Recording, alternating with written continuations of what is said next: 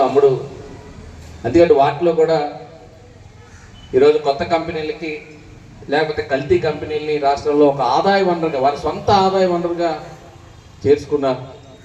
మరి ఇప్పుడు అందుకనే దానికి ఈరోజు మా ప్రభుత్వం వచ్చిన తర్వాత, తెలుగుదేశం ప్రభుత్వం వచ్చిన తర్వాత అటు యువతకు ఉద్యోగాలు ఇవ్వాలి, యువత ఆదాయాలు, మనం ఉండేటువంటి పేద ప్రజానికం అందరి ఆదాయాలు పెరగాలి, వాళ్ళ ఖర్చులు తగ్గించాలి, దానికి ఏ రకంగా అడుగులు వేయాలి. ముఖ్యంగా ఆదాయాలు ఎందులో వస్తాయంటే ముందు ఇన్ఫ్రాస్ట్రక్చర్ క్రియేట్ చేయాలి.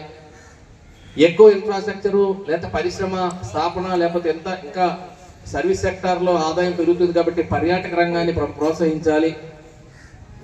ఒకవైపు లాజిస్టిక్స్ హబ్గా ఉంది విశాఖపట్నం పోర్ట్ సిటీ, ఇలాంటి పోర్టులు బేస్ చేసుకునేటువంటి పరిశ్రమలు మనం తీసుకురావాలి.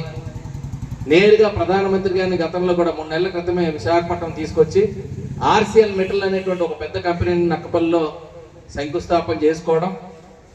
గతంలో కూడా రైల్వే జోన్ వచ్చింది, రైల్వే జోన్కి అడుగులు పడినాయి, రైల్వే జోన్కి మాకు స్థలం ఇవ్వండి, జోనల్ హెడ్ క్వార్టర్స్ ఇక్కడ ప్రారంభిస్తామని చెప్తే స్థలం కూడా ఇవ్వలేనటువంటి ప్రభుత్వం అటు చూస్తే ఈ సంవత్సర కాలంలో రైల్వే జోన్కి ల్యాండ్ ఇవ్వడమే కాదు, జనరల్ మేనేజర్ని అపాయింట్ చేసుకునేటువంటి స్థాయికి ఈరోజు అడుగులు పడినాయి.